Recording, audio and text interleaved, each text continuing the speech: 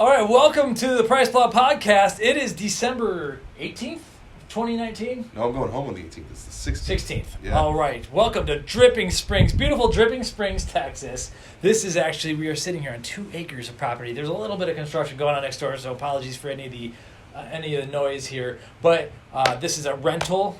We are building a new home, and in the meantime, we are really liking this 2 acres. So it's nice. So it's just warm enough for us to be outside, so we figured we'd do it. And then just as we started, the sun just got right over this tree, so I'm going to have to... All right, so it is time for the end of the year recap. I think we have a lot of stuff to just catch up on in general. Of course, we always talk, but not always on like IG Live or on these videos and everything. Yeah. And things, closing out the year, man. I mean, it's been a pleasure having you aboard. You've really done awesome things. This has been fun. We've brought on a whole lot of like just new fun personalities and people onto the channel, and you've like engaged with so many new people. It's been a total honor. You got to go to Supply Side West with the Olympia together, and help me like make a dramatic shift in what the PricePlow brand is going to do. And eventually, I mean, we can talk about our future plans, but eventually I want to turn this into I want a team. Now I'm imagining a team of 4 guys, and so that's just going to be the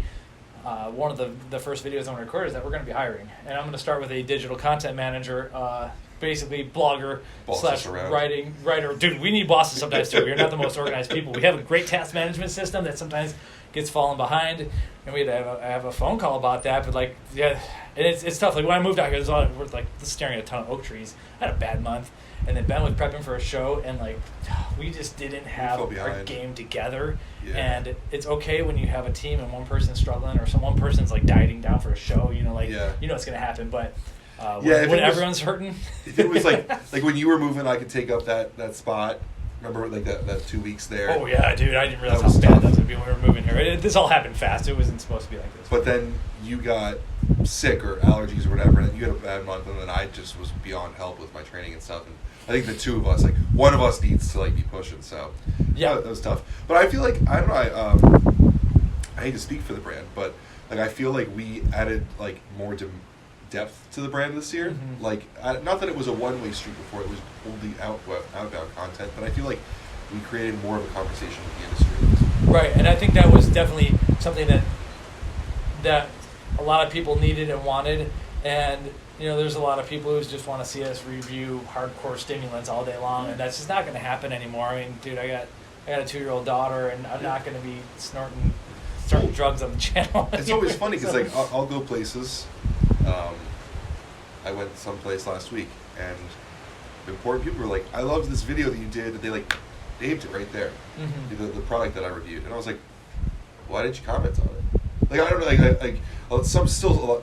That's kind of what I'm trying to change. Is like a lot of the content is outbound, but I want like a conversation, and I think that like this team is going to help a lot with that. Maybe a lot more behind the scenes, a lot more just discussion and engagement. Right. I mean, it's a precarious place because then we had a phone call yesterday with some guys, and we could probably talk about it or whatever. But a lot of times, like the same content's being made within the industry, so we have this like weird bridge to gap where we are working with brands and ingredient suppliers, and but the content is made for the consumer. But a lot of times, the biggest people digesting it are within the industry still. So we're trying to like balance everything and make everyone learn something here. Well, I think the most important thing, like a lot of people worry about what the viewer is watching. That's one of the biggest things that when you listen to YouTubers who have made it is they talk about like what is your viewer looking for. And I think the core of it is like what is your personality, your passion. Like we were talking with those folks yesterday with Blackson. Talked a lot about what other people are doing, but it has to come from within. So like if we get the same product that Ryan and Gerhard get, like I got to make sure my video's my viewpoint on it. Yeah. Like it's not just what everyone wants to hear. Like my video's got to be different from theirs. It's got to be what I want to talk about, right? So I feel like we've added a lot of depth to the brand this year, which is cool. Yeah, for sure. And it's one of the things that kind of even changed the verbiage on the homepage of the site, which we have to turn into more of a news feed. But we like, it's not just about before it was about supplement deals and all that, and that still applies in a lot of context. Wait, I was gonna. It's that it still Oh, applies in I'm a lot of sorry. contexts. We are on lav mics right now, and we are on the same channel, so we need to do our chugs Can't at be the same any time and then edit disgusting them out swallowing. together. Yes, and so then we don't have to have anyone hearing or swallowing. So I'm going to do a swallow right now. Ben, what are you drinking? This is Ghost Legend Strawberry Daiquiri. Shout out to Max Cheerding. Dude, This is it's ridiculously one good. of the best flavors ever. They nailed it. Dude, we love on Ghost a lot. The flavors are so good, with the exception of that grapefruit flavor, which I think is the You didn't worst like thing it? on the planet. You But didn't like it? I like. it's because it tastes like grapefruit. I hate grapefruit. Yeah, I was like, it was funny. I joked in the video. I was like, this is like an authentic flavor collab with Mother Nature. Like, it tastes like real grapefruit. But if you're the kind of person that puts sugar on a grapefruit, you're not gonna like this. Yeah, right. You'd be dumping sugar in it. I was hoping they were going to over sucralose it. We could make a separate video about it. But either way, this flavor is great. So we actually both chose it. So let's stem up a little bit before. Cheers.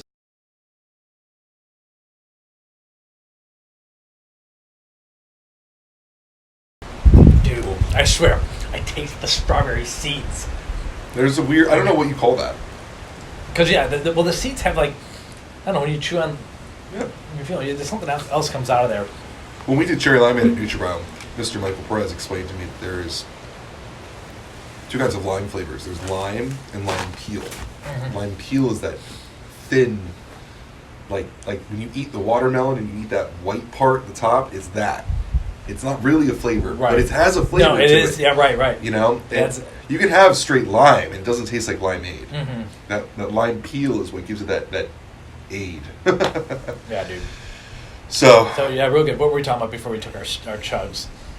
Industry stuff.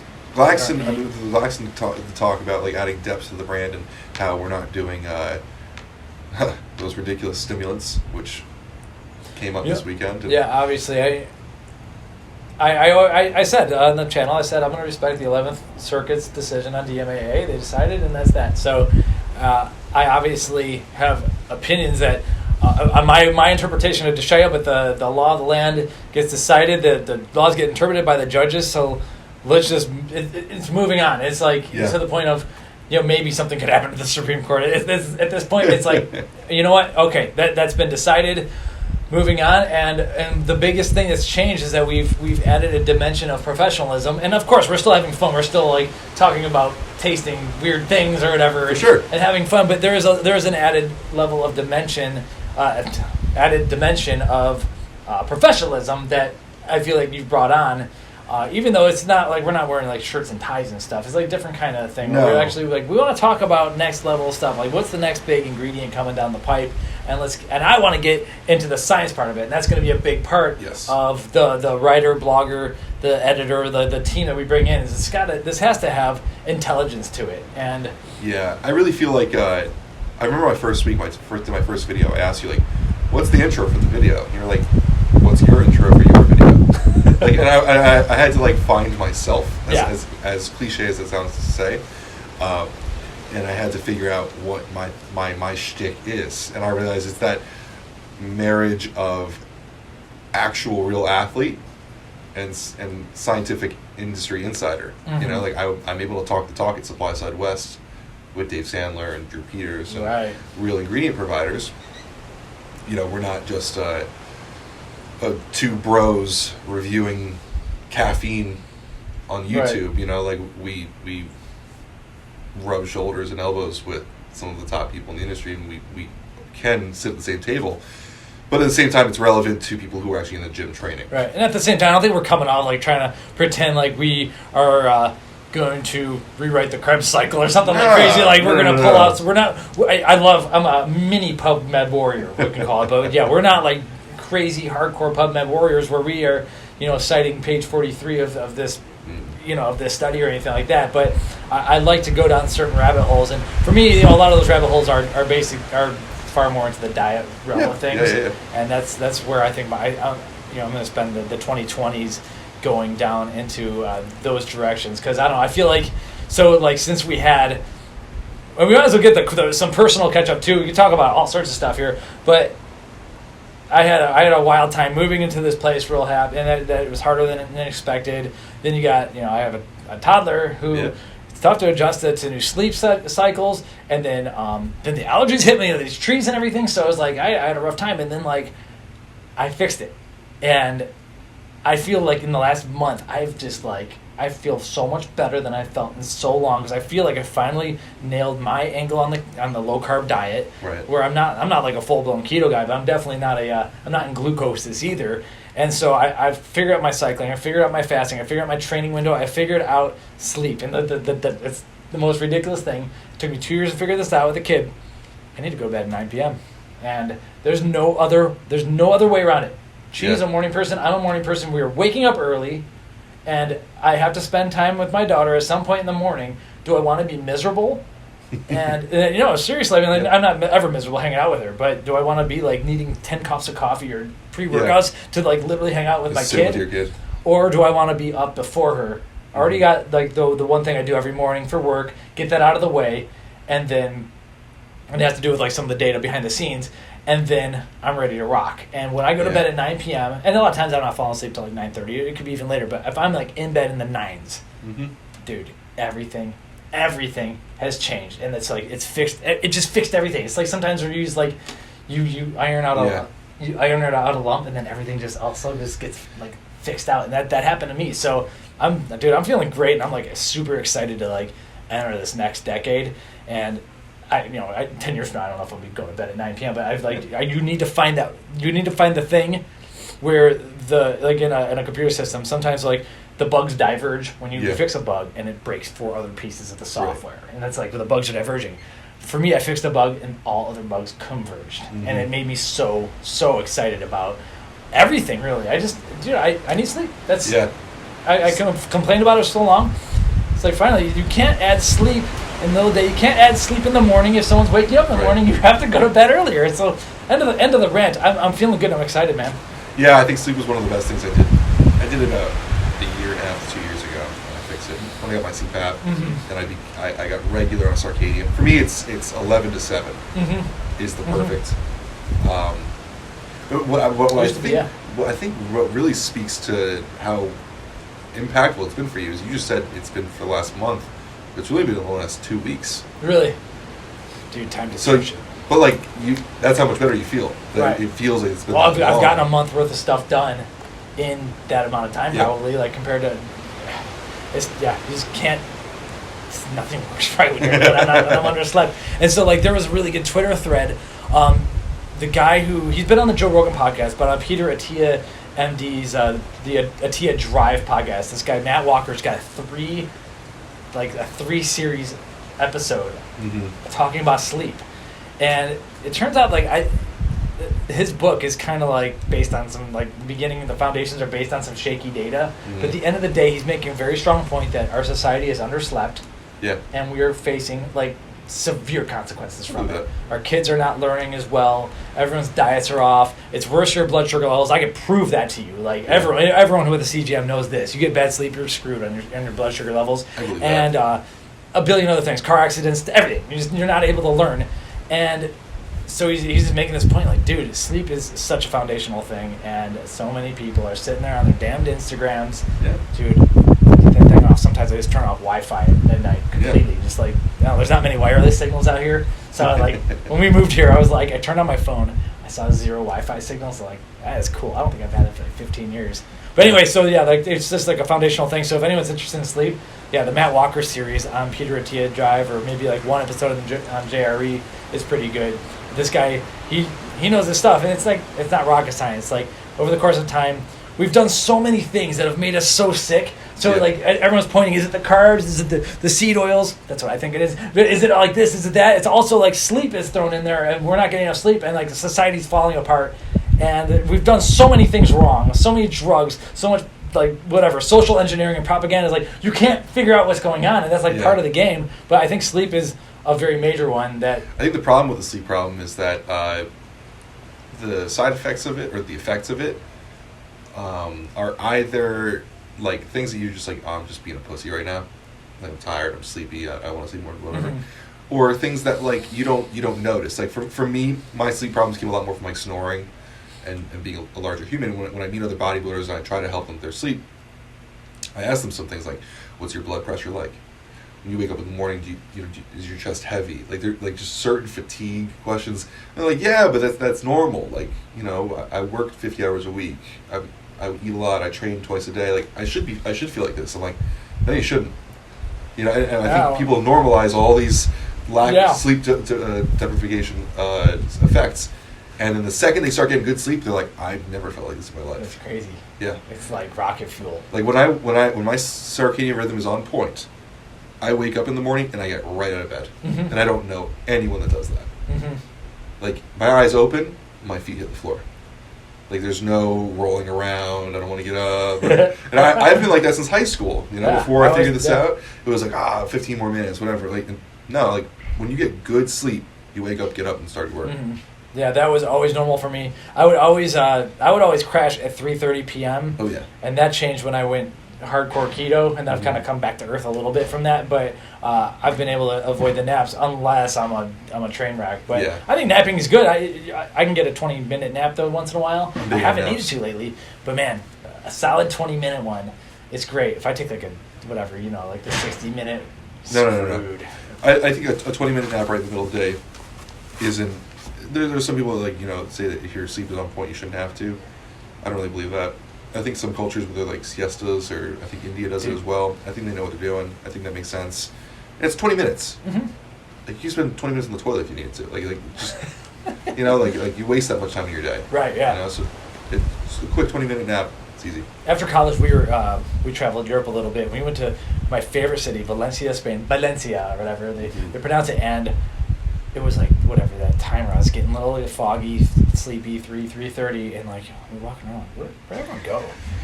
And my buddy's like, dude, siesta time. I'm like, dude, this is perfect. Cause I'm like, this is when I'm tired anyway. I fell in love with that place. I think they know. I think they know what they're doing. They got it. Yeah, they got it together.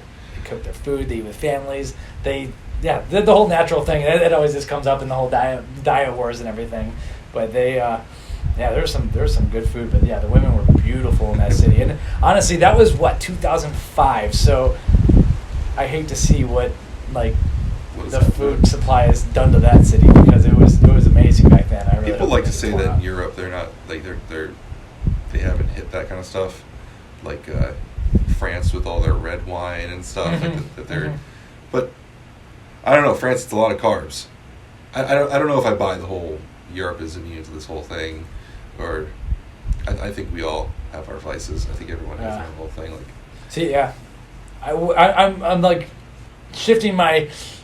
I'm trying to learn a lot and everything, and a lot of my learning is done by following people on Twitter. And what I like about Twitter is that we share studies and stuff, so you can always link. You can't do that on Instagram, and that's where everyone's at. But in terms of like the community of researchers, they're hanging on Twitter, and you can really. I've said this many times here, but you can make your Twitter feed quite nice. You get rid of the sports and shenanigans and politics and all that, and yeah, it's fun to see like politicians fire people up or whatever. Like, dude, it's just not worth it. Like I've seen my blood pressure spike from social media fights. Like I've literally. Not my blood pressure, my blood sugar levels. I have a chart of that happening, and that made me realize this isn't worth it. And my Apple Watch is alerted me like with my heart rate.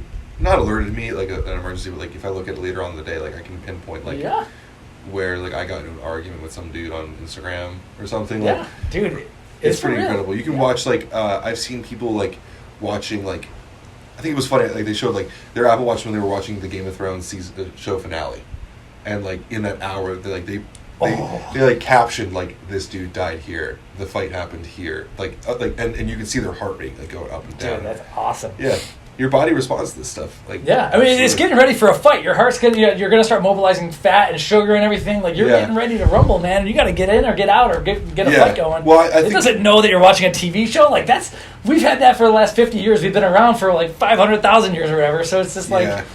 When I started like being in charge of all the social media for NutriBio, I remember getting to a point where like I would have immense stress if I didn't look at my phone for 20 minutes. That's tough because it's your job to do that. It's your job, and like you can like if you get a question at 8:00 at night, you can put it off till tomorrow. Mm-hmm. You're not on the clock, but that affects Facebook has an algorithm for how quick you are to answer, right? Like that affects the public's perception of you if you don't answer the questions. Like all this stuff adds up. And I remember my coach is actually a clinical psychologist, which had some very interesting stuff to the relationship. It's a good mix. Yeah, it's for very a strength interesting. coach to have that. But I remember asking him, like, because he has, I think, 145 clients. Mhm. Like, how do you manage all of that? And outside of the answer to that, he explained to me, he was like, you have to understand that stress is part of fight or flight. It's a cortisol response. Mhm. Your body is viewing social media or that electronic as a predator. And it's treating it that way. So you have to remember that. You have to realize, and you have to frame it that way. This is not a threat to you. You know, like, you have to remember that. And I really put things in perspective for me. Yeah. Like realizing, like, okay, you know what, like, this is not something, well, maybe it is something I need to worry about. Sometimes it's my job, right? Yeah. Like, with PricePlow, sometimes things happen. It's 11 o'clock at night, I got to take care of it. Yeah, right. Like it or not, it's your job. Mm-hmm. So. Yeah, you want to limit. You don't want to stir shit up right before bed. No. So, like, dude, so it's okay. Like, yeah, when I'm down, it's like, if I want to go to bed at 9, working until 8:59 is not necessarily the smartest strategy. But I do have that little window in the evening where there is a good time to get it down. But When yeah, I posted that video, the IGTV this weekend on research chemicals, I posted it Sunday morning because IGTV was working Saturday. Oh right, yes. I posted it on Sunday morning at 7 a.m. and 2 minutes later, I started getting comments. And I was like, "Oh shit!" Gonna be one of those I was days. Like, yeah, and I was just like, "My Sunday's screwed." You didn't post that on YouTube, did you? No. Okay. Let's bring it back to some of the PricePlow stuff. Yeah. Let's tell YouTube what you're talking Well, about. That was a recent talk of the town. We have a lot of stuff. You've had a powerlifting competition. Yeah. I am gonna make that video wide. You've moved. Okay. Put on there. Oh, It was vertical. That was the reason I didn't put it on YouTube. Right. So I'll eventually do that. Yeah. Well, it's just. I guess what we'll do in the video is probably just like put a timestamp if you want to skip past our personal life stuff. Well, just for the consumers that want to get that. For myself, yeah, I competed in a powerlifting competition 2 weeks ago.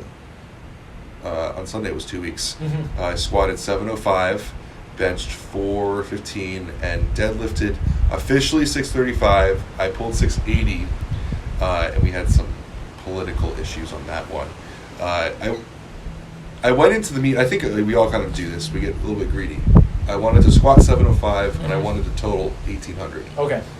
So both of those are like you gotta They're like semi-mutually exclusive like, in a way. They're not gonna both happen at the same time. It's just like you can't, like, you're biting off a lot. And I've been competing for like 5 years now. I've only ever had one bad time. And it's like eventually you're gonna bite off more than you can chew. Mm-hmm. You know, so squatting in the 700s is it's like 1 percentile. Crazy. You know, like that's like insane. Like 1 percentile of powerlifters, or 1 percentile of the world. That's in the world, absolutely 1%. I was gonna say that's like 0.1 percentile of the world. In my federation, in my weight class, for 2019, it was the number 22 highest squat in the league. Okay. So, you know, yeah, that's so high. If you have 2,000 powerlifters out there. Or something? Like, I'll have to show you the site someday. Open Powerlifting has. It was really cool. The site came out and it's like crowdsourcing information for powerlifting. They have Arnold Schwarzenegger's powerlifting meet. Oh really? In there, like they compiled everything they can ever find. Sweet. So hundreds of thousands. So yeah, I would wager probably 1 percentile up there. People who competed this year, that sounds like you would be. Yeah. So that was cool. Congrats. But okay, you brought up political issues. You gotta explain a little bit, like. Yeah. Well, so on my third bench. In the video, if you want. Yeah, on my third bench, I went 420, and oddly enough, I was having these bicep problems. Oh, I thought the problem was on your deadlift. Well, so it all comes together. Oh. Well, so I'll start with the squat. Apparently, during my squats, the judges called my coach over and said, "You need to chill your athlete out," because I was dumping the bar into the rack. I was pretty fired up. Like, I was squatting 705 pounds. Like, I'm not gonna like gingerly put that down. Doesn't everyone do that? I don't know much about it. At the high level, yeah, but like this wasn't like a big meet. It was like a mid-level meet, you know. So he didn't tell me because like at that point he's not gonna tell me. He's like, Ben's gonna do what he's gonna do. So they were not happy with me at that point. When I went my third bench, I benched 420, and it was odd, crazy enough. Like, shout out if you guys saw Amanda Occupenti's video for acupuncture in here. This one that saved me. I was having bicep problems the entire prep. She goes wild on these needles in like the last 3 weeks. I gotta try that, dude. It's incredible, and I had the best bench day of my life after the best squat of my life. Like, it was statistically an outlier. Mm-hmm. So I went 420 on my third, and on the way up, it started twisting a little bit, and they called it it's called downward motion. If it comes down and it goes back up, you can't do that because you can like rest on yourself. You can kind of swirling out of it. And so I had a video that clearly showed that it wasn't. So I brought it over to the meet director and I was like, hey, like you can contest these things. Showed her the video and she said, she's like, look, I see what you see. However, I wasn't watching. So because I can't confidently say anything, I have to go with my judges. There's 3 of them. And I was like, that's a great answer. That's fine. Mm-hmm. But because I contested that, I'm pretty sure the judges got a little pissed off at me, like for questioning their, whatever. So started deadlifts at 635, and I was tired. I was dead. And just to appease all the stim heads out there. I was going to ask myself. Yeah, I'm gonna just to appease all of you that think that I take Ghost Legend to every single workout. I don't know. We don't even know if I'm going for this name. I double scooped Hooligan for that squat. Like 2 heaping scoops. I'm talking like 1,400 milligrams of caffeine. Oh my God. I thought I was going to throw up when I went on that platform. But I needed everything that I could get into my body at that point. How many minutes before that lift? Probably about like 30 minutes. Whoa. Yeah. So it's just coming on up. Oh, it was like, I timed it perfectly. Like, my heart was racing when I was on the platform. And I had the most incredible central nervous system dump afterwards. I don't think I've ever had that much caffeine in a single day. Even like you've definitely had that in a day. Not even the review days. Really? I'm thinking like that's C4 day. Or it was like was it 1,400? I think it's 1,200 if they're flat scoops, but they were kind of a little bit heaping, so I'd say it's a little bit over that. I've probably maxed around a little bit over that. Yeah. Oh my God. So that was just insane. Wow. But like I hadn't taken caffeine in 3 weeks, so like, I was like, I prepared for this. Right. You know, like to be fair, like I periodized my caffeine intake. I was just editing that article that Mike wrote about that too. So. I wasn't being belligerent with this. I knew what I was doing. I knew that I was going to do this. I didn't take anything for bench, so I squatted at like 10 o'clock, was benching around noon on no pre-workout, and then around 3 I was finally deadlifting. I dry scooped to my face, I'd say about like 3/4 of a scoop of Jason juice from Alpha Line. Okay. The only reason it was 3/4 of a scoop is I forgot how big of a scoop that was. Yeah, right. I went to go throw it in my face. At that point in the day, after you've done that much work, you don't want to drink anything or eat anything. If you had done any pre-workout for the bench, do you think you would have been better? No, I was afraid if I did something for that, I feel like it would just like totally zombed me out. And then you would have been okay. Then you would have the dump later. Because you're going like this, and every time you do this, like anecdotally, I don't have science for this, but every time you do another dose of caffeine, I feel like you don't get as high, and you actually come lower. Correct. Yeah. You know, so that's just because I've done pre-workout for every lift that I eat before, and I feel like once I get to deadlifts, it doesn't even work for me. Okay, gotcha. So you knew that part going in. So yeah, so I pulled 635, and on my second I went 680 because I was dead tired. Like I had nothing left in me. So 680 would have solidified an 1,800 pound total, and like 1,800 pounds to compare it to like bodybuilding is like I'm technically a pro. Like I've totaled a pro number, but that's like 1,800 is like that's big leagues. That's IFBB or something like that. Yeah, probably. I would say like getting your pro card level. Like that's the amount of commitment and time it takes to it. And like I went out and my coach slaps me. Mm-hmm. Make sure we're still on for everything. Sorry. Yeah. Okay. My coach slaps me, and you know, like when like a flashbang grenade goes off in a movie. I told him to slap me. He's like, all right. And like normally I get like a slap on the traps. This dude whops me over the head. It's just like wham, like base of my brain. Oh, okay, gotcha. Yeah. And I lost all sound. I just heard, and I was like, well, I can't stop now. Like I think I moved and he missed, and it was just like whap. Everyone heard it, and I just walked out. You watched the video. Like I just walk out. I'm like, I just got to do this because like I didn't know if I even had it, but like mentally you have to like I have big on visualization. You can't say anything less than I have this. So hold it. And once I get over the knees, like I'm like shaking, like voodoo shakes, and I locked it out. I put it down, and they told me that the shaking, it's called hitching. Mm-hmm. It's where you like rest on your legs, lean back, and you generate momentum. You can kind of shake it on up, like if you get enough. which is illegal. And if I had been itching, I would have given Right. it to them. That would have been fair. The fact of the matter is, if you watch the video, you can actually see I was shaking so hard. Your shaking was not helping you. I saw the video. Like, I was not. It was not beneficial in any way possible. Like, for you to say that was helping me is like blasphemous. Right. I agree. And like, I put it down, and one person gave me the white light. 2 people gave me the red lights, which means 2 out of 3 was no. And I walked off, and they're like, "You just got to do it again, and not do that." Like, and I looked at my coach, and I was like, "I don't have that." Like, I that was every piece of ATP Right. in my body. Yeah.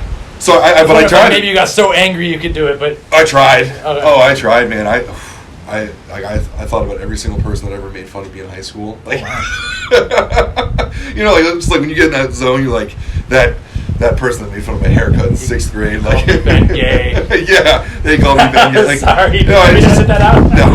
No. So I tried everything, came back out, and I gave it a good fight, but it didn't happen. And I think it was just like, it was just 2 huge milestones, and you can't do both those at the same time. Mm-hmm. But I came to some good realizations about myself about it, and I've never been satisfied with anything in powerlifting. Like, What age? I'm 27. Mm-hmm. At 275 pounds, I told. You weighed 275 when you... No, I weighed in at 269. Right. I weighed in at 269, and we had an incredible day of bloating that day. I showed up the next day. I put on so much weight, I was worried that my belt wasn't going to fit. Like, because I'm on the last hole of my belt. Like, I was. You get the drill just in case. Yeah, I was worried. That Chinese buffet stood no chance. I'll tell you. Like, Dude. I just wanted sodium. Yeah. You know. Yeah, you know you're going to get it there. Yeah. How many people were in this competition? Are there weight classes? Yeah, weight classes. Okay. 275 is the top of the class, so I weighed in a little You bit. can't weigh more than 275 then? Yeah, that's the top of the class. But And then I weighed in at What 260. if you showed up weighing 300 pounds? You're kicked out? You Or would you're go heavyweight? into 3-weight class. Oh, okay. And Yeah, then I there's see what super you're heavyweight. saying. I see. So, yeah, if I had hit that, I would have won the 275 class, and I would have been second for the meet. There was this kid, Nick Forte, who just blew everyone away. Just absolute insane performance. Mm-hmm. So, yeah, it was. I had fun. I loved it. He went over 1,800? Oh, he totaled 2,100. Oh, geez. Okay. So yeah, no matter what, he was winning. He was actually funny. Every lift that I had that would have put me at 1,800, he did exactly 100 pounds more. Oh, my God. It wasn't like we were competing or anything. He's just that crazy. Yeah, right. So, yeah, like after I finished at 680, I came off and he went on. He took 780, and he got over his knees and just starts bleeding from his nose and his mouth. How much Hooligan did he take? Oh, I don't want to know. I think he was taking the dark energy. Yeah, dude. Well, this actually comes up when we were introducing Relentless Nutrition with Tim Kennedy. Yeah. He told me the reason he wanted to develop a brand and everything is he took a pre-workout one time and blood was literally coming out of his nose. And people were like, I don't believe that. And then you're telling me like... If you're familiar with the actual science, you would know it. It's called the Valsalva. Like, you don't think about it, but when you start to lift, if you hold your breath, you shove your tongue in the back of your mouth and you press. Mm-hmm. And you create intra-abdominal pressure. It's inside of you. And that pressure is going outwards. And it can a number of different things can happen. You can give yourself hemorrhoids. You can give yourself a hernia. Mm-hmm. Or you can just start bleeding. Like 6 weeks after the competition, I pulled 675 off of 2-inch blocks, like a deadlift from like a bad position. And back of my head just started bleeding. God, dude. It's just pressure. It's just like it just has to get out somewhere. You know, I worry about you sometimes. Nah, I mean it happens all the time. At the Arnold last year, the guy broke the deadlift record and like was bleeding from like all the holes in his face, and it was like it was the video that like they used for the Arnold for the next year because it's just so wild and crazy. But like it's very normal if you speak to any kind of kinesiologist or exercise. They would tell you that's pretty normal. I mean, it's not good. You don't want to do that all the time. Can and does happen. Yeah. First time I trained with my training partner, I was standing in front of him to work the rack for him. And I think he was squatting like 660 or something. As he comes up, his nose just erupts and it hit me. And I was like, well, we're stuck together now. Yeah, dude. We're training partners. If you got something, I've got something. So we're... So that was my meet. Show up in a mask. So, yeah. Wow. So and you haven't trained since then. You've kind of taken some I time had off. one workout. Uh-huh. What you come to find out is because you peak for this stuff. No matter how long you wait, like no matter what you do, like no matter what you eat, what supplements you take, that first workout is going to suck. It's going to suck. It's going to be terrible. And so, like, my thought process, I get it like Thursday or Friday after the meet, because I get it done with. I mope because it's terrible. Mm-hmm. You can't get a pump because your body's so tired. And then like the next week, like I'll probably train later today after we're done, and and then it's fine. Everything's okay. Do you go for like a walk even or anything like that, or just? I walk a lot. Yeah, Okay. I try to walk I lost 12 pounds this week. That's what you said. You got to drop a few carbs. Well, so like the 8 pounds was the bloat, Mm-hmm. and then I dropped a little more weight. I mean, I basically fasted Monday and Tuesday. I got extremely sick after Couldn't the even meet. eat. Like, I had a few meals and that was bad. That was really bad. But you get used to it. It's just like the central nervous hit and all the pressure. Probably the supplements didn't help. That much hooligan, probably I wouldn't recommend it. No, So definitely we don't recommend that. so So wait, what is okay? Let's say you're at 275. Did you do like the milligrams per kilogram that you took? Like, Oh. the research shows you shouldn't go over like 5 to 6 is a strong safe zone. 7 milligrams per kilogram is probably where things seem to top off. I believe I'm And usually. you may have. I believe I'm 275 usually around 7. Well, 275 divided by 2.2. I can do all this stuff. How many kilograms do you weigh? So Okay, there. do 275 divided by 2.2. 275, 2.2. Because you had 125 So kilograms. 125 kilograms. You did 1,400. Dude, you did 10, 11 milligrams per kilogram. 11, but there's actually safety data up to 13. I know, but okay. I think the top end hits around like 9 is what Mike was talking okay, about. I see. It was I think you blew your load a little hard up front. absolutely. But I also this is a controversial statement, but I don't always think that all the science is on the right athletes. Oh, I right? agree. Like we're Yeah. talking about some of the data is on like endurance or That's true. A lot of these things are in cyclists because like VO2 max stuff. I mean, it's a great, Dude, it's a right. great population to be using. It's probably more applicable for the mainstream Yeah, than and it's easy to do in a lab and everything. Yeah, But at the same I'm time, talking about like explosive movements, and I've got 3 movements to do. Mhm. Like, I think the top end for performance really is around 9. The safety data goes up to 13. So ending around 11, I felt like it was a good educated guess for myself. There was one time where my coach was like, just go in the gym and do the most ridiculous thing. I think it was like 600 pounds of bar weight, and then I had like 190 pounds of chain on the bar. It ended up somewhere around like mid 700s, and I 1.5 scooped hooligan. So that was like my test. That was my test. Yeah, because I kind of knew what I wanted to do for the meet. Yeah. I didn't want to try it in training because I don't think you should ever blow your load in training. But yeah, you gotta. Yeah, So I was you gotta close test. there, and that felt really good, honestly. Mhm. Not that I'm recommending anyone do it, but for my body weight, that was I think around like 8 milligrams per kilogram. Yeah. And that was pretty good. So Yeah, it's way different than what you're doing. But for my last Masters swim meet, I was doing some sprint stuff. I did a test pre-workout in a practice, and I knew right away, I was like, this is a race pre-workout. yeah, And then I just I set it on the shelf for like 3 Yeah. weeks, and then I brought it back, and I did, in my 30s, did some of my best times of my life with Oh, that. yeah. And that was, I was say it was a Nova Farms Limitless when it had. Oh, cool. And I don't know if it still does or not, but it had some fun stuff in there. Okay. Some racetam action, phenylparacetam. So definitely not an everyday user. And I think like when we originally blogged about it a long time ago, we said that, but that was my special occasion. Makes sense. It was like a wired in thing because like for me, it's a 23-second long race. right. So you need to have you have start, swim, wall, swim, finish. Like you Yeah. can't make a mistake really Right. if you want to have a decent time. And I'm not Olympian by any means. Like anything even close. Those guys have to have everything 1,000% perfect. Yeah. But like if I want to have a good race, I gotta do 4 or 5 things right. And there was data on Olympic swimmers with like a gram of caffeine. Oh, right. I mean, when you're at like that 23-second, like that's all fast twitch. Yeah, that's should be 100% And explosive technique, movement. and just not losing your mind. Like you have to be focused, but like not. In that kind of sprint, like it has to be second nature. Yeah. You have to be focused, but you can't be in your head. Because Right. it just got to happen. Like, and like that's for visualization, all that stuff probably helps those guys and everything. Yeah. But yeah, once you find that like what I'm trying to say is you find that pre-workout, you're like, all right, got it. Like, Yeah. I'm excited. It's something fun to look forward to and everything. So- I'm gonna take another sip if you don't mind. Yep. can really little sun now. Oh yeah, feels good. All right, so let's talk a little bit industry. It's December of 2019. We've had a full year. Well, I've been with you since May. Yeah, April, May. But we talked the whole year anyway. Right. On the flight here, I was trying to remember stuff. Trying to remember key things that happened. And I probably should have watched our last podcast just to kind of refresh myself where we were in... That was July. Was it July that we podcasted Catch Up? And yeah, it's interesting what was happening last year. There's been a lot of cool stuff.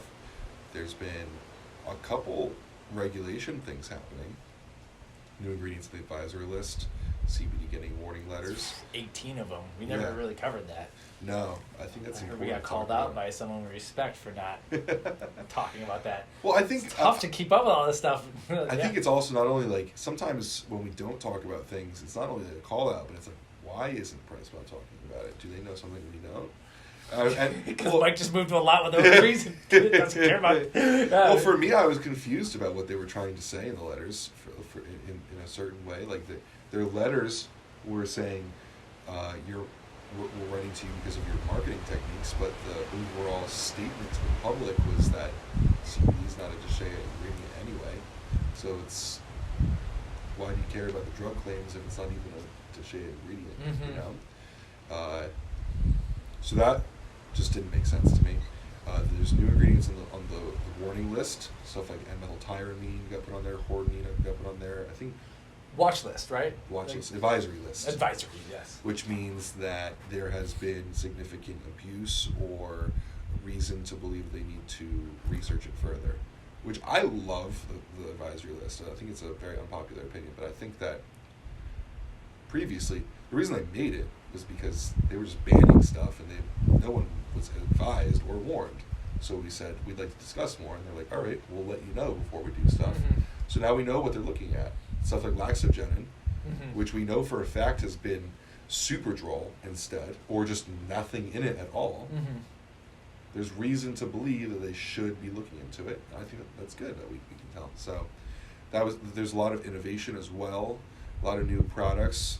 NutriBot came out with like 86 SKUs, I think, this year. God, yeah. That was half my blogging life was, need help, we're hiring. Yeah. No, they're not doing that again in 2020, but yeah, they put out something new every week. And a lot of times it was just a flavor or whatever, but man, I loved more than I didn't like, that's for sure. And so they definitely kept me busy. They're huge fan of Alpha EAA. I haven't really posted the story. I've been on Intrablast lately. I'm kind of feeling like more of a bulky-ish mode, and for whatever reason, I pull out the estrogen, the Absorb, and Intrablast a lot of times for my intra workout. But two of the flavor systems. Cutting. Like we have to balance each other. I guess out. so. And so I do have. I do need to do a run with blood work at least a month with Innova Farms Genesis 1. Yep. I've been putting it off because I hadn't been healthy and I didn't feel like I could properly represent, and I think I'm gonna get my blood done like maybe right after Christmas or something. Okay. Like I'm a little bit late to that game, but it wouldn't have been a cool. Half of it would have been junk. So anyway, I'm gonna get a little bit more back into that. So a lot of that are we talking about products right now? Just in general, the whole industry. There's been a lot of there's been staff moves. Mm-hmm. A lot of people that are well known in the industry moving around. There have been. I call it inbred.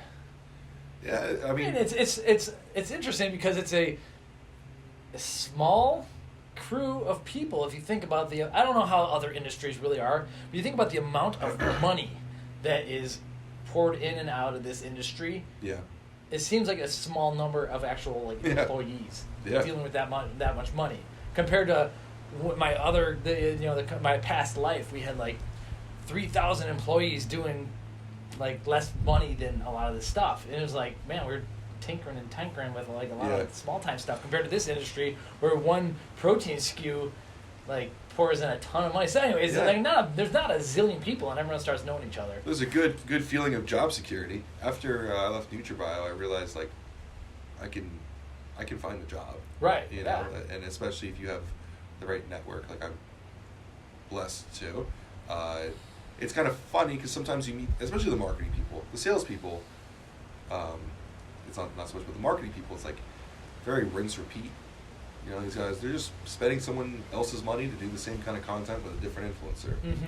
You know, a lot of times, like, I see someone move to a new place and they're like, look at this incredible content we're coming out with. I'm like, I remember this video at your old company with the other guys. Like, it's the same thing. That's why they get hired on, yeah. Yeah, I mean, and I think that works for some people, absolutely. But very interesting year for the industry. And we also have new brands coming in that some are just Me Too brands, like what I call them. Not exactly copies, but just kind of There's like... been a lot of copycatting. Let's not kid. No, yeah, there's been copycatting, but there's also been just bandwagoning as well, you know. But there's also been some really cool new brands out there that have, I have to give it to them. They actually are genuine and new. So across the board, it's been interesting, and I'm happy about it. Yeah, one of the most underrated. Yeah, so I think we've started doing some content with NNB Nutrition and Sean Wells. So Yes. we're gonna be going deeper down these science rabbit holes. I'm so excited they have this Beva ingredient. I've been using it. What I need to do is encapsulate it. Still don't have to take the little scooper or whatever. But for steady state cardio, it definitely gives me a little extra half year. So anyway, I'm excited to get into some new ingredients. One that I think has so far flown under the radar is New Level by Nutrition 21. Absolutely. I'm excited about it. It's going to be gaming, and I think they're doing it right because they actually have a study for gamers. Yes. And I think the gamers kind of want that respect. I don't know gamers. I don't know enough, but I think they don't want to see some study on. They are cerebral crowds. They want to feel respected, and they do want to see some research, I think. Yeah. But they don't want to see some research study on a golfer. They don't care about no golfer. They care about gamers. They want to see gamers playing their game. I think Nutrition 21's kind of figured that out. I'm excited to see what Nutrition 21 does next year, and we're going to have to stay on top of it. They did sponsor your trip out to Supply Side West, so we got to put That's that what out I'll talk there. about for a little bit. Is the first night when I got there, I went to their friends and family dinner. Remember they talked about, and it was just incredible to see some of these people. I was sitting connected in between Rick Collins, best stories in the industry right there. Dave Sandler, funniest guy in the industry. Ashkevelli. So you got manufacturing, research, legal, more research. Everyone here, no one here just sells stuff or makes videos or buys influencers. Everyone in here does something real. Right. You know, and that's sometimes what I miss with some of the stuff that we do is real science or real evidence or just impactful stuff, not just another protein, you know? And so I got to see firsthand the Arkansas study for nitrosogene as well as the 2 studies for New Level. They did have the gamer study, but they had another study which I thought was very interesting on decision making, which they used this interesting test that there's a name for it. I don't remember. Decision making tests are hard to make because the second time you do it again, you can just argue that you just know it better. Right. But they were basically having 2 columns, and I believe one column was letters and one was numbers. So you had to be A, B, C, D, and you had to match that up with 1, 2, 3, 4. And they're jumbled both times. And the decision-making processes, these guys were way quicker with the New Level. But some ones where you have a shape that's a color, and they have a different color inside of that shape, and you have to say what the color is, or what the color says. And then so if it looks blue but it says red, then you screw that up like crazy. So those kinds of studies are fun. So it was cool to see not only I think they did a study on Call of Duty or something like that, but also more. I guess it's less practical for gamers, but more hard science stuff. You can't really, you can't quantify playing a video game all the time. I'm sure they did somehow. But so to add some critique to the video, I kind of said to them, was well, let's be real, and I hope you can explain this to me, guys. New Level is nitrosogene with more inositol bonded and more silicon dioxide as well. Why not improve nitrosogene and make it one ingredient? But exactly what you were saying before about kind of studies, it applies to the whole ingredients as a whole. Nitrosogene and New Level have to be segmented differently because bodybuilders don't want to buy a gaming thing, and gamers don't want to buy a bodybuilding thing. And I think one thing that we don't see very much, but I have found out because of the work that we're going to have to do very soon, my research, is that gamers they've become jaded by supplements after G Fuel, Red Bull, Monster. Well, G Fuel's the number one seller. They're the number one seller, but if you're actually a gamer, like there are memes about G Fuel. Oh, really? They make fun of it. Like it's just a tasty energy powder and stuff, but yeah, but like in streams and videos and stuff, like if some dude like dies horribly in a video game, it's like that guy was taking G Fuel. Are you serious? Oh yeah. Oh yeah, like they have fought back to the sponsored content, It's fought just too back much. because Okay. because it's all over. These guys like, what's that one guy's name? Ninja, the biggest Twitch streamer who now moved to Yeah, you're asking Mixer. the wrong guy. This dude makes $1 million contracts, like and to just put Red Bull behind him in the video. Like right. there's been so much money thrown into this industry that they're all pushing back on it. So your product has to be pure. It sounds like the top guys don't need more money. No. I mean, how much? The top guys don't need more money, and the mainstream doesn't need more just sponsored bullshit. Like they need, like if you're gonna sell to these guys, it's got to be good. It's got to be real, you know. So, I think New Level is positioned perfectly for it because there's real studies on it. It's actually effective. I mean, Feels good. You get a little brain pump like that. L-arginine does, when we've been citing this in the couple of the blog posts about it. Like L-arginine does work in the brain just as good as good stuff, man. In the muscle. Like I've been, I have a whole bunch of they just for sampling purposes at supply side they had a manufacturing facility make gummies out of them. I took a ton of these gummies and I've been eating them every day. It's Pre-workout. so good, man. I take them first thing in the morning right out of bed. One of the things that like, and Sandler talked about this with me, is like one of the things that is very misunderstood about nitrosogene and thus New Level is that it's not a 1 hour pump ingredient. It's a multi-hour. I think like something up to 5 hours you get increased blood flow. It's even up to 24 hours. It's like increased. I don't know, like at some point you're he gonna makes the point that nitrosogene is not just a pre-workout ingredient, but a post-workout ingredient for that reason, because the pump, the blood flow post-workout. That's true, especially because that's when I'm eating. I'm post-workout carb So stuff, so that makes sense. So I'm extremely excited about the ingredient because I love it, and we also know, and we can't say anything, but on 2 conference calls we've heard about it. I personally know from one other brand, 3 brands total that are going to be putting in gamer products next year. Nice. It's gonna be good. It's cool. I like it a lot. I'm excited about it. I'm a little bit biased because I like the crew at Nutrition 21. Yeah, but feels good. But I like. That's but all I, I'm saying. it's like liking. I'm still gonna. I have bias that I like NutriBio because they do things right. Right. You know, like I'm biased that I like Nutrition 21 because they actually have human data. Mm-hmm. You know, that was.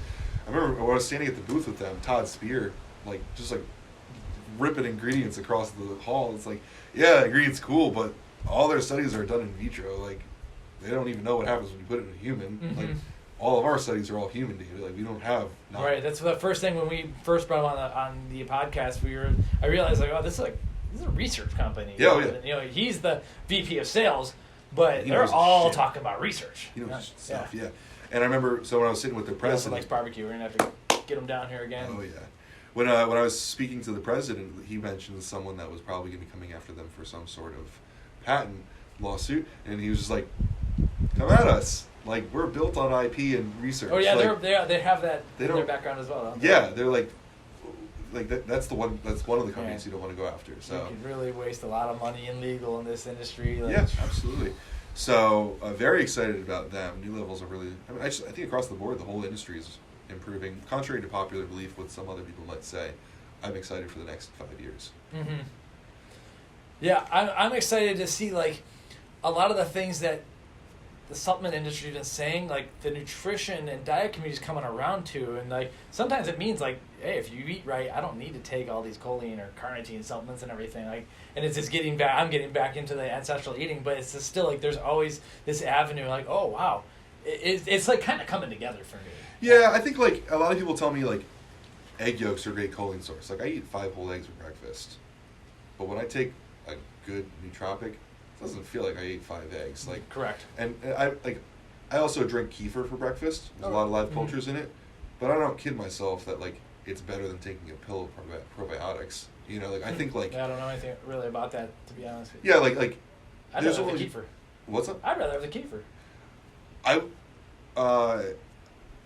Rather is a hard thing to say. Like I would rather start with the kefir.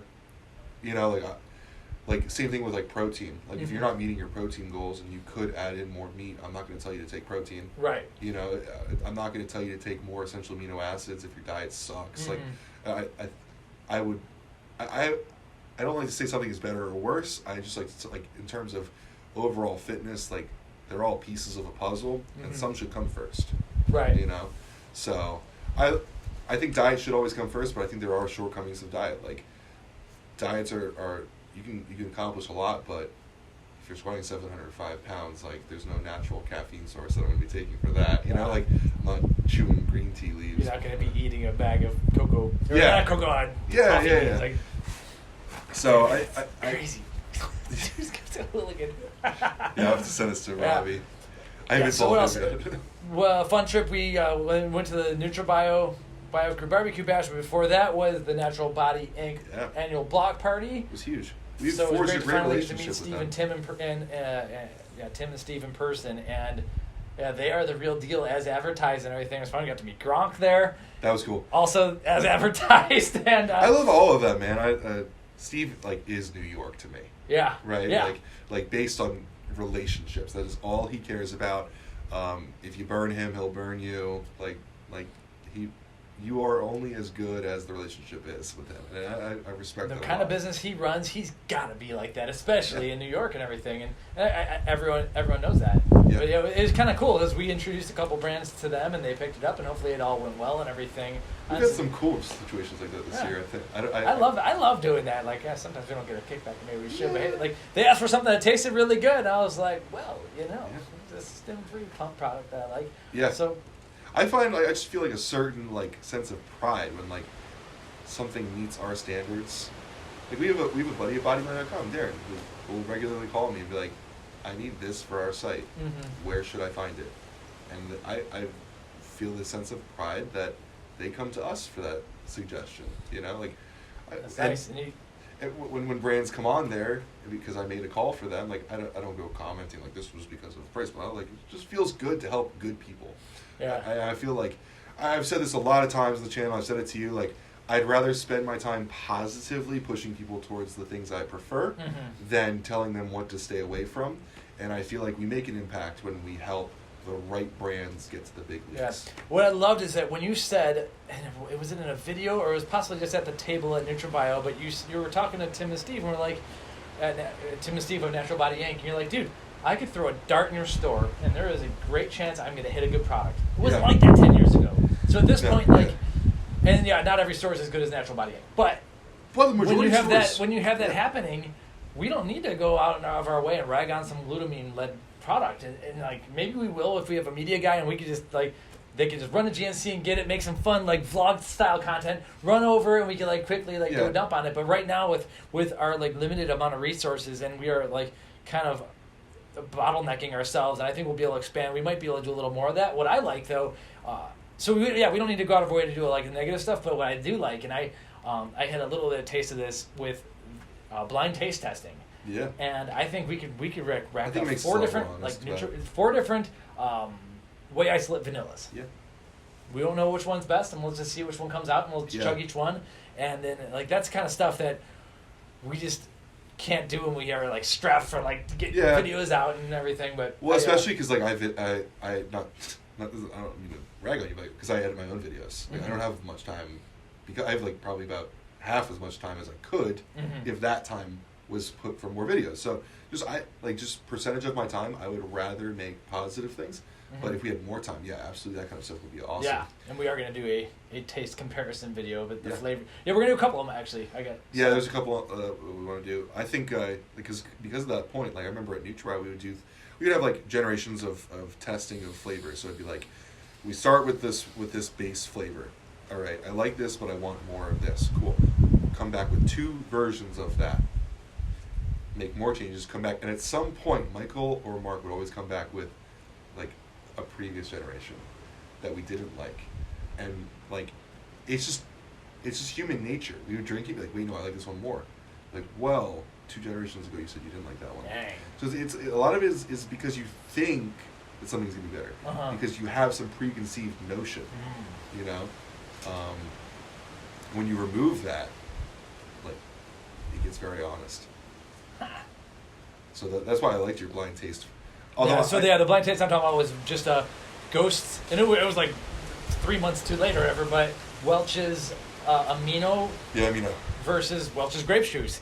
And I hadn't drank grape juice for a good 20 years, let's just say at least. I spun my little lazy Susan. I had no clue. I was closing my eyes, and I was legitimately closing my eyes. I picked up, it was a Ghost. Yeah. I drank it, and I was like, this could very well be grape juice. I had no clue. And then I switched to the other one. I drank the other one, and I was like, oh, okay, this is really the grape juice, because it was so syrupy. You knew that was grape juice. But it tasted so much like natural grape juice and not these other grape flavors that we see and we oftentimes enjoy. I was like, wow. I liked how it ended up, because I've seen this before. Like, you see it with testimonial videos where like, hey, you want to try out this new version? And they're like, wow, this is so good. I'm like, well, actually, it's a sugar-free soda or something. Because you weren't sure what it could be, it was so believable. Once you tried the real thing, you're like, okay, no, this is it. But it was, I think it's accurate. I will tell you that I ended up I drank a little bit more of that grape juice, so I maybe finished that cup out, and then I threw away the grape juice, and I've been slowly on occasion, that's kind of like my dessert aminos on occasion. I've been closing down my eating window with an EAA drink that is of my taste, and that's just how I satisfy the sweet tooth. I'm not full on carnivore anti-sucralose right now, even though I've gotten into those phases on occasion. Right now I'm using just drinking my dessert like that, and it kind of just shuts me down. I also think that for me, EAA drinks, at least the ones that are decently formulated, like a NutriBio Ghost, I like Innova Farms Recover EAA, I believe. Yeah. Those seem to damper my appetite a little bit, which is good and bad sometimes. Yeah. I have tried to cut out my soda. I have a problem with soda. You do? Really? No. It's it comes in waves. It's recovery and then relapse. If I don't drink soda, I don't have a problem with soda. But if I try soda at dinner, I have a problem with soda. Without a doubt. If I could go out and I really like all you can eat sushi. Yeah. And so after a really long leg day, we'll do sushi, and every here and there I'm like, I'll have a Coke, and I have that Coke the next day. I'm at the grocery store. I gotta get a 2-liter bottle of soda. It's cocaine. Yeah, it's tough with me, and I'm not a sweet person, but with soda, I am. Yeah. So not a regular soda guy. Maybe Dr. Pepper, but yeah, but stuff like this, it's easy for me to cut that out. But this it, because it's sweet, it's tasty, and that's what I said in the video. If you gave my mom Ghost Amino V2 versus, my mom doesn't like heavy amounts of sucralose, versus grape juice, she'd be like, grape juice. But for me, I am so adapted to liking sucralose more than sugar now that it almost wasn't even fair for the Welch's grape juice, because I'm so I'm just used to sucralose. And for me, the pros outweigh the cons in certain states. I understand why a lot of people don't like sucralose. They don't like the gut microbiome, or some people who are if they go into low carb towards keto, towards carnivore trend, if they have sucralose, they just freaking fall off the wagon. They're eating cupcakes 10 minutes later. For me, that doesn't happen. For me, I have that sweetness, whether it's a protein shake, aminos, or whatever, and then I'm happy. But some people, that dopamine gets going, and they're like, see you later. I'll see you in 3 weeks after a donut binge. Yeah. So you got to know yourself, and that's why people are are the sweeteners good? It's are they good for you? Are they good for what you're doing? Overall, I don't think they're gonna spike insulin. They're not gonna spike blood sugar. They're not gonna spike insulin so much it's gonna wreck your diet, in my opinion. Yeah. It's really about, does it screw up your psychology? So for me, I am more pro than con, but I do occasionally love to just totally get off the sweet train too. I don't worry about insulin if there's a lack of calories with it. I do believe that your body can have an insulin response with sucralose, just because the aspect. Oh yeah, sure. There's science that backs it up. Yeah, your tongue tastes sweet. It's gonna start firing up the system. It thinks that you're getting to dump a bunch of honey down the track or whatever. But I personally, this might be something where you and I disagree a little bit, but I don't I respect insulin as an anabolic agent. I know that it creates a lot of mass, but it can't create mass, fat or otherwise, without calories. It needs that building block to use it. So I don't, unless you're chugging this stuff all the time, I'm not worried about it. Okay, I agree. I think here's where I've kind of zeroed in my thing. Diet Coke, you drink that alone. Your body expects a dump of carbohydrates coming in. You just tasted something sweet. It gets 0 calories. You're going to be hungry. Because your body's like, dude, what the hell? Well, this is where adherence comes in. And I think this is the only thing that keeps me from going into the keto and carnivore crowd is like, I understand and I agree with a lot of things you guys say, but it has to do with this is like remember those old books where you could decide where the story went? Choose your own adventure. Right. Yeah. You've just consumed a lot of aspartame or sucralose. Your body dumps insulin. What do you do next? It's like, do you eat a pizza, or do you wait 2 hours and eat another whole meal? I definitely think that for some people it can be an issue. Right. I absolutely believe it. For me, it satisfies me very I drank that. I was like, that was awesome. That was great. But I don't have a problem 2 hours later having more beef and rice. I can hold off. Right. Some people can't. Right. And that's why I'm thinking a lot of people get hungry after that Diet Coke, and then they end up not eating the right thing. They don't necessarily know. They know that they crave sweet again. They want them to get the dopamine hit. And so that's the kind of person that shouldn't have the Diet Coke, in my opinion, alone. However, when it comes to a full spectrum essential amino acid with sucralose, I am actually getting calories. It might not be on the label, but I'm getting protein. And it might be, it might not be peptide-bound proteins. They're free form, but I'm getting calories. So I think it might not be totally equivalent to what my body's expecting from 200 milligrams of sucralose, but I'm getting something to the point where I'm satisfied, and I don't end up hungry again like I do with a Diet Coke that has no amino acids in it. Yeah, and it's protein, which is hard to store. That's why I'm more flavorful EAA or maybe even BCAA, but mostly a full spectrum EAA than I am a Diet Coke. That's funny. Yeah, when you said Diet Coke by itself, I wasn't considering it versus NEAA. I was considering it versus pizza. Oh, right. That's a good point.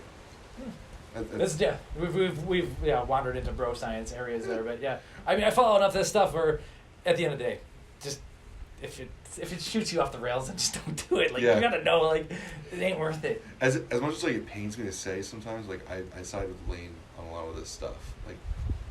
It just, you look at the numbers of the amount of I like all these different tools as diets, but adhering to them is the hardest part. So right. And the other thing too is the estimation of calories. It's really, really, really hard for a lot of these studies to be done well because they're not fully controlled. Yeah. I think my mom. I always use my mom as an example in my head when I'm theorizing with this stuff because she's a normal person. She snacks a lot. She likes to snack, and so I think of her she might drink a diet soda all day, and she's also snacking on some trail mix or something, and that doesn't seem like a lot. But at the end of the day, that adds up to a lot of calories. You'll never burn an ounce of fat if you do that. Yeah. And that's how the average guy will gain his 1 pound per year, and next thing you know, he's 50 years old and he's in trouble.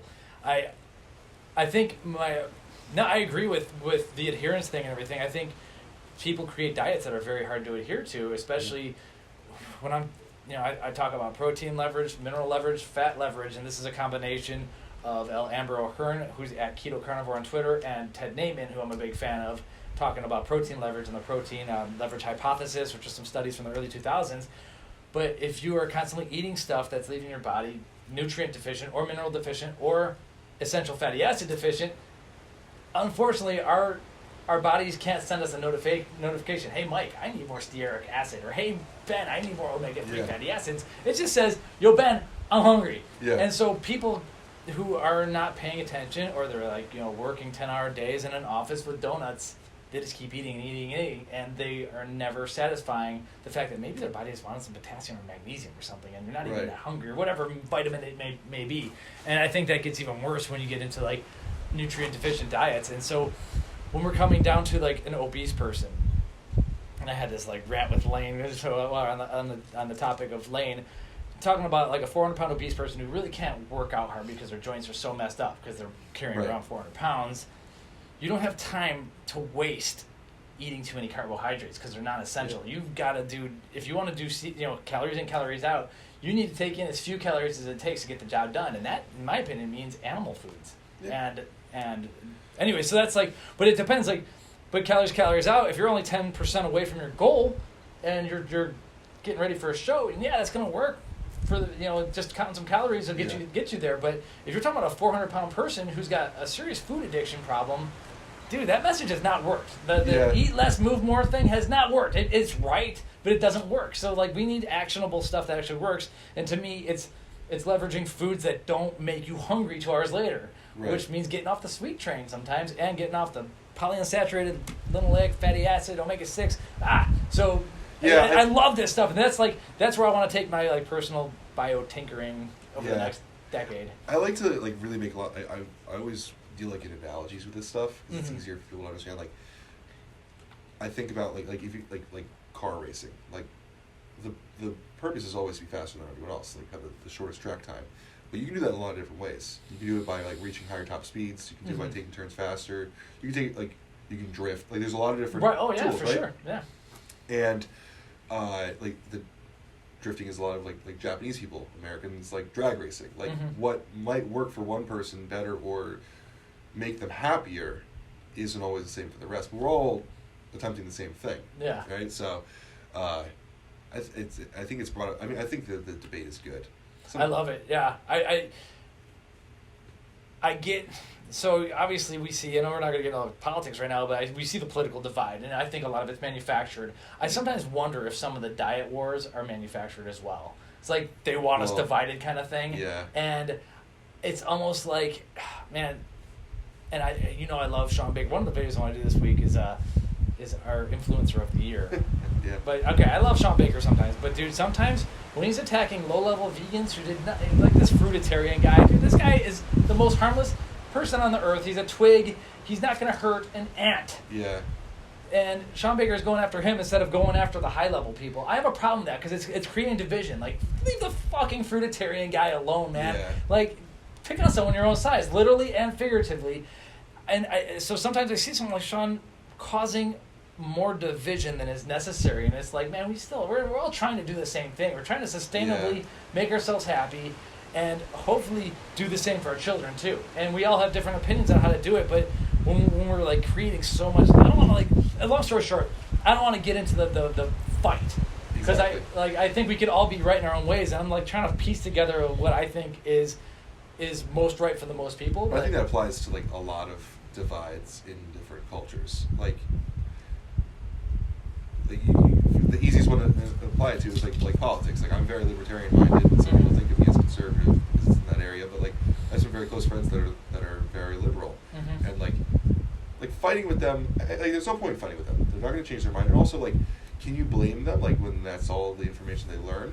Like I don't blame people who are all about fruits and veggies, because like I went to college for this, and I had to like sit and groan through hours and hours of learning that vegetables and fruits are important, and eat your tomatoes for your lycopene because it's good for your heart. Like it's just, but like, would be like, you know, we're so ingrained in this idea like it has to be like you have to eat all these micronutrients, you have to eat all these fruits and vegetables, but don't like ignore the fact that all these fruits and vegetables are actually gonna add tons of calories to your diet and you're gonna be obese, but you got all your micronutrients. Like I can't blame vegans and fruits and vegetable crazy people for all that, because this is the information they're fed, right?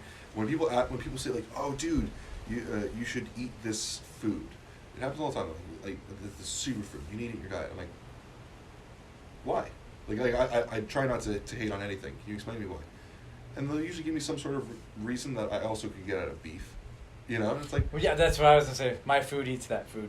Yeah, it's So. yeah, and I think a lot of. I see it on both sides. Some of the stuff that meat people yell about, like, I'm also like, hey, I mean, there's reasons that's not true. Also, like when people freaking out about like hormones and stuff in fruits, like you can't digest estrogen in your stomach. Like I'm not worried about the soy. Like I don't think it's a good source, but I don't think we should all be screaming and crying over it. Like if that's how someone's gonna get protein, I'd rather get the protein than not eat any protein at all. I think that there are bigger fish to fry, right? Than yelling at these vegan people on YouTube because they're wrong, you know, like. And from our business perspective, a vegan needs a lot of supplements. Yeah. So that can work really well. Use coupon code PricePlow. Check out. There's Whole Foods plant-based, which can work really well with supplements, of course, which isn't as whole food, but it can work. And then there's soybean oil vegan, which I think is a whole different processed food. Vegan is, I think, the most terrible thing. And so it can be done properly, and I think like education is most important. And you know what? At the end of the day, a lot of these vegan diets, people feel great because it's better than the standard American diet of mixing in all the garbage together. Yeah. And so if I felt awesome. Yeah, if going vegan stops you from going to McDonald's and you're no longer getting a ton of canola oil. Yeah. And you're not eating vegan canola oil or whatever, then I think that's a net positive. Yeah, that's true. So I'm obviously very anti-seed oil. So I think that is the biggest problem, in my opinion. That's where all the trouble goes. So we've had a pretty long catch-up video. Yeah. I think they're like a little bit. We'll have to cut out like when you went over the microphone or a little bit. Oh, things. sorry about that. No. But let's close it out with I don't want to say quick discussion, but like a roundabout discussion on what happened in Q4 of 2019 and what's going into 2020. What happened in Q4? Yeah, like what's happened as of recent. Eric Schwartz went to NutriBio. Mm-hmm. Big thing there. What's up, Eric, if you're listening? Everyone's listening. I mean, we're the guys behind the scenes, so I like bringing like stuff to the forefront. Like Cage Muscle has had kind of a turnaround at the top. We've had a bunch of people swap in and out there, so that's interesting. They're a big brand that I want to see grow further. I'm wearing their shirt. I love this. I love this. I didn't think I'd like a hoodie with no zipper. I love it. Their new clothes are awesome. Yeah, I like having the look at what they told us about next year. I think that they're positioned for some new cool stuff. The issue with Cage Muscle is that, and this is by design, Chris and Brian are not going to be pounding out a new SKU every 2 weeks, which you kind of need to do in the world of social media and the noise. So with us, it's like, yeah, we need new flavors. Give us something to review. Give us something to talk about. But at the same time, they're doing the whole stevia in front of sucralose thing. They're doing as natural as possible. They're doing fermented aminos. They're doing all this stuff. Chris Cathan ain't going to be banging out new flavors every 10 minutes because he wants it perfect. And so does Brian. And that makes it tough for like, the marketing guy's got to figure something out. So it's a challenge. And well, you see a lot of brands like this. Like, well, NutriBio circumvented it by releasing other new products, but like NutriBio is coming out with a reformulated Brie in 2020. Were you allowed to announce that? They told me not to. That mean face. Yeah, there's like when you're a company like what does NutriBio do with their 28 gram pre-workout? And this is going to be a controversial statement, but when you manufacture something good, like, dude, what do you do to change that? Like do you have to hold back some, unless you're gonna next year come out and add all the new, like next year you got to add SF at a new level, and every year you got to add like the new ingredient. Like that, you can't do that if you're going to be the solid company. Right? Yeah. I mean, for smaller brands who, you got to have a new pre-workout every 9 months. Every 12, 18 months. That makes sense. For NutriBio, it's a bit more challenging. I mean, they could probably get rid of the BCAAs. I'm fine with those. I love having Lucy in there, but I'm cool with them pulling the BCAAs. Make some room for other stuff. Probably flavor better too. I would lower L-theanine maybe a little bit. That would save them money and ramp up a little bit of the action. But I don't want them to remove my creatine and betaine, because if that happens, I understand it enables you to sell more SKUs. But man, when I'm in a rush, like, here's the deal with me, and this is back to the personal stuff. I posted the story. First off, I don't like my daughter seeing me on the phone that much. Like, I see what happens to these kids. It's not good. So when I have her in the morning, before I'm going to take her to preschool, and it's part-time, like 3 days a week right now, which is perfect. I like to, and I also don't like her seeing me mixing supplements up, because some days she's going to try to get into these supplements, and I need to have the stimulants up high, let's say. So I'm like in a hurry. I'm not going to be mixing creatine and betaine and some stimulant pre-workout, and then I'm going to test out my Beba. The next thing I know, I'm in that room for like 5 minutes. Then I got to take a picture. Then I'm going to tag everyone on Instagram. Like, holy crap, can I just like go to the gym, but as in our position? No. Right. So I don't want her seeing all this stuff. So guess what I do? NutriBio Pre. Done. Yeah, like that's okay. So that's why I don't want them to take away. And if they do, then I'll probably find another like all-in-one, because there's some times where I just need like, give me a scoop of this. I'm out of here. Boom. There's always Cage Muscle and Havoc, man. Yeah. I mean, but there's differing levels of that solidness. Like MFit is a little bit like they still have that like what you need when you need it. Yeah, we haven't mentioned MFit in this podcast, and they deserve. Yeah, well, I was going to kind of take that into like who's done what in 2019. MFit is a company that has taken that kind of that Nutri-Bio thought process, but applied a little bit more like watermelon powder. Mm-hmm. I mean, I'm not saying watermelon powder is the innovation for It's 2019. gonna change the world, but it's cool. But it made the citrulline work a little better. It had people saying, what is in this, right? Like it was, I mean, of all the things to do, like you had watermelon powder and all of a sudden this pre-workout gets... I don't like to swim with that supplement because I get too pumped. Yeah. It's weird. I don't know, some products, I'm drinking them, they don't taste good mixing in the chlorine in my mouth or whatever. And some, like, I get a weird shoulder pump. I don't like to swim with it. And I have to take Trigger is a way better swimming pre-workout. But it's so funny, like, that's like, I'm like, that's a well-formulated pump product that just I don't want right now. But yeah, so they came out of nowhere with a ton of stuff. But I think that's a big trend we can talk about is that they are run by a manufacturer. And you see the manufacturers, in this case A&Z Pharmaceutical, you see the manufacturers starting to put out some of their own brands, which may cause some conflicts for some people, but I think it's great because you can trust it, and you know that like if it sells well, it ain't gonna go out of stock because they can make it themselves. So you really like. I love the fact that I know exactly where Nutri-Bio is made. I know where MFit is actually made and bottled. Yeah. And I always say that if there's one law, I would say I want to have the actual place where it's capped or bottled right there on the bottle. Right. I want to know where I could like walk and see this facility or like make sure that really exists. MFit, I know where it's made, and so like you see more and more of that happening. I want some sort of like responsibility for that. Like this dark matter thing over the weekend. I asked people out there to find out where it's from because you want to know. Like I not only want to know who's making the good ones. We've been alluding to this dark matter thing. We'll talk about it in a second. The dark energy, I think, is actually. Let me finish my thought. Though. I was like, I not only do I want to know where the good stuff is made. It's sponsored. I also want to know who's making the bad stuff, because if you're making the bad stuff, I don't know if I really want to buy stuff from you, right? Like I want to know the climate, the environment of this industry. I kind of do, but I can't always tell those things to the public, right? So, like we're lucky to know sometimes where brands are made, and it legitimizes them a little bit more for us, right? Like if I know Armada's making someone, I don't even question the quality or efficacy of the product. Dosing aside, like I know it's pure and meets label claim.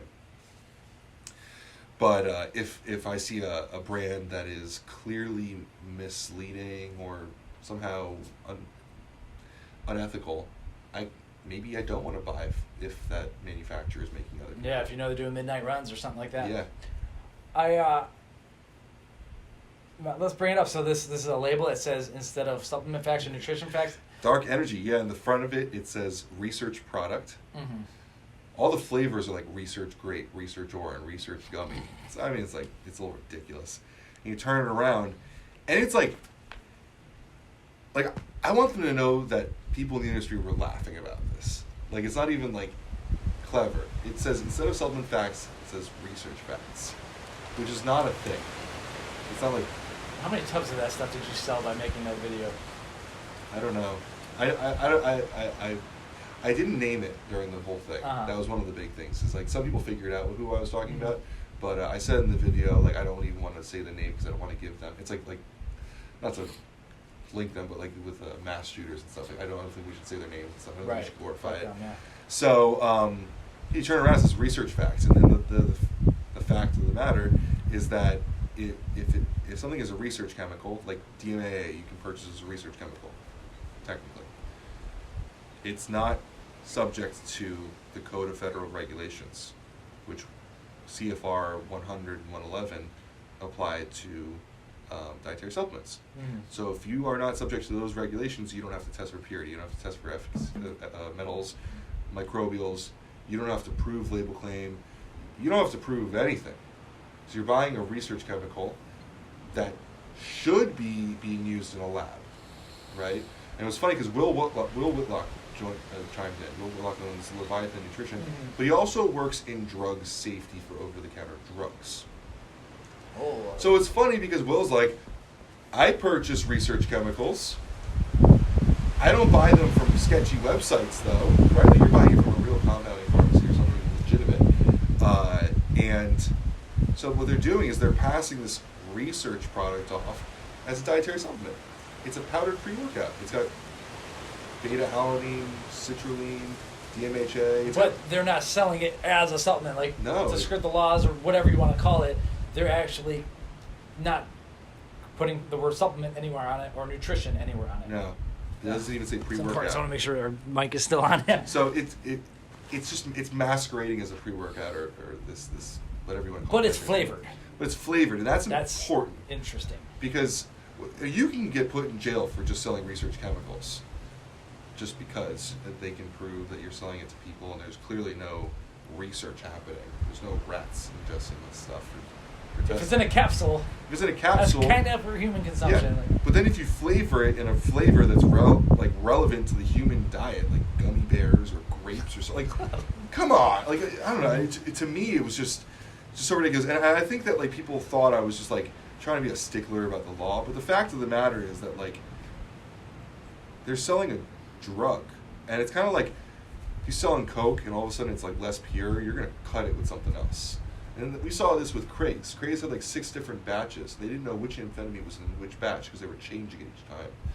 And just because you like one batch, the next one they might get, because it's just an unidentified white powder from China coming in. You know, they're not testing this to make sure it's DMAA. It could be like an insanely high dose of Imbibe. It could be anything. You know. I don't think they do that, but you're right. Yeah. They're selling an experience, not an ingredient. You know. You might be able to tell DMAA pretty easily. I've been told that a few times. But the problem is that you have no clue what you're getting. And you're taking an entire risk. So it's not being sold as a supplement. What law are they breaking then? If it's not really breaking DSHEA, I guess, or like. You're selling DMAA. But for research purposes only. But it's flavored in grape or whatever. consumable form, yeah. So where is that? It's clearly Is that fraud? Yeah. Okay. Yeah, that's what Collins called it. He called it fraud, and then Okay. you also get hit for like the money laundering having to do with that. Well, yeah. Once you have one thing, you can stack if it's like Yeah. being sold I think he called it or whatever. Fraud. Tim Mazai called it intent for human consumption. And then that might hit like FD&C or whatever, Food, Drug, and Cosmetic Act, maybe. I think it's a weird convergence of a few different things, because all these other ingredients are DSHEA ingredients, except for DMHA. All the other ones are all DSHEA ingredients. You're adding DMA to that, but you're also like if it was just pure DMAA flavored as grape, that would be illegal. It's a research chemical. It's not for human consumption. You're selling it for your human consumption. And the big thing is they're wholesaling it to brick and mortar stores. Like, these stores are nutrition stores, not research stores. Like, I think it's an easy case.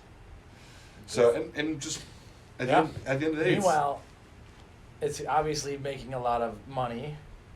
I mean, enforcement's always been slow to the game. Absolutely. But so you could have foreigners come in and do this stuff, throw it in Bitcoin or whatever. I don't know how to launder money or any of that stuff. I'm a tax-paying citizen, but anyway, it almost seems like if the FDA is going to be slow to enforce it, then you have this situation. So it's either like no laws or enforced laws, and we're just in this like mediocre area. Yeah. I don't know. We're in this middle ground where the FDA is raiding stores in California for SARMs. And which I support the SARMs part and DMHA. Wouldn't that be that's not okay. The FDA is at this point, but the FDA is. But at some point, if a new law passes, then that would actually be DEA. Yes, if it's going to be Schedule 3 for SARMs. CBD is going to be Schedule 4. It's a different topic. SARMs are proposed to be Schedule 3. That will absolutely be. It will be the equivalent of having a vial of testosterone on the shelf, like. You would be slapped with the same exact charge either way. Which I try to put that in perspective for people. So like, yeah, we sell programmers all the time. Like, no, think about this. It's the same exact charge as if you had a glass vial. Because I think that like imagery helps people understand the severity of the situation. So. Yeah, that's a tough one for me because I see the government doing so many wrong things that, you'll get the comments, of course, like, yeah, but cigarettes are legal. The opiate crisis basically created by our own government. Yeah. And government has become nothing more than a subsidiary of corporate America or corporate other countries, and it's like, and so it's tough for me to take the 100% hard stance, but I agree that we have all agreed to play the law of Deshea, and that's got to be the battleground. And I think that I got to stick with it, as much as like I have disdain for a lot of the things our government says, especially with the food stuff. I'm like, the food pyramid basically it's shortchanged a lot of my health, and so I'll always, and of my family, I'll always be upset about that, and for that reason I'll always be upset at government intervention on things. But at the same time, in this industry, when you get into this industry, you buy into the fact that you are playing in these rules. Yes.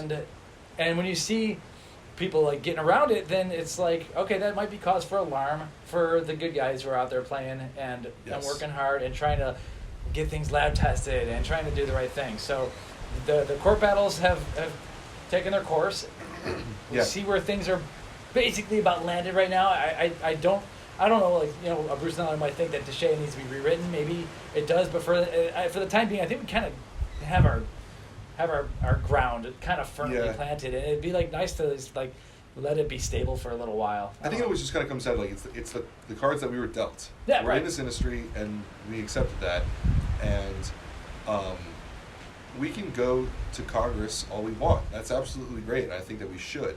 However, for the time being, we are dealing with the executive branch, the actual execution of the law, and it states that this is not the way it is. And I think a lot of my passion for this comes from the fact that I believe in the people that are doing things right. Right, and that's what I'm trying to get to. And anytime that you have these people breaking the law so brazenly, it's just spitting in the face of purity and efficacy in the industry. And we're making such huge strides on this that it's just insulting to these other people that are doing what's right and suffering because the margins aren't where these other people are. I guarantee you this guy that's selling dark energy is making a ridiculous price on it. It's cheap to manufacture, especially whoever's making it. Think he's publishing his third-party lab tests? I had a bunch of retailers tell me that he reached out to them, and I was like, "Did you ask for lab tests?" Like, I wanted someone to have one. Like, imagine like a Microsoft Paint image. Just well, there's been some attention created. I don't know. Yeah, I originally didn't want to say the product name, and then enough people asked me that. The picture of the research facts panel was just it was just so funny to me. It was so ridiculous to me. I couldn't not put that out there. So we'll see what happens. I push for the industry. I tell everyone just do better. Like, I'm not trying to hate on anyone. I guarantee you this guy probably thinks he's doing something right. Most of these people don't realize that they're doing something outrageous. That was something that Mark always told me. It's like, between 96 and 01, when Mark was selling all that prop blend stuff, he thought he was selling the world's best product. Yeah. So when he found me, I was hating on a lot of people, and he was like, Ben, you got to give them a fair chance. Try to educate them. That's kind of where my passion has gone. It's like, try to help people, try to tell them the truth. From there, that's when we can start being a little bit more obnoxious. Yeah. Amen, man. All right. Want to knock out a couple of reviews right now? Do any flavor tastings? Do something? Let's do something good. Should we try out the new New York Punch? I think that should be the first one. A lot of people want to hear about it, so taste it. Yeah. All right. I think we should do it. And we got a lot of best of 2019s to do. And okay, sweet. Well, let's close this up. And thank you for watching. You're still with us. Let's give away something. What do I got? I have a tub of. Let's do Astroflave. No one's talking about that. No one's talking about Astroflave. Okay, do you want to do the review for Astroflave, or me give away some Astroflave? Let's give away some. Okay, which I give away? Whichever one we like most. You'll have to watch our. You'll have to watch our review. To be continued. To be continued. Yeah. Okay, so they got to make a comment here and there. Yeah, go to the review and find out what our favorite flavor is. If you got to this part, go leave a comment on that video, and we'll give you the free better flavor. Yeah, we need to be more specific. You need to the first person to comment on this video and on that one with the flavor that we like best. You have to make the same comment. So let's say we like chocolate best. You got to say chocolate was the best. Yeah. Both videos first. You have to actually watch both. So this is a contest you're going to have to remember. Cool. All right. Sweet. Let's do this. As always, Ben. get ready for 2020. Oh yeah.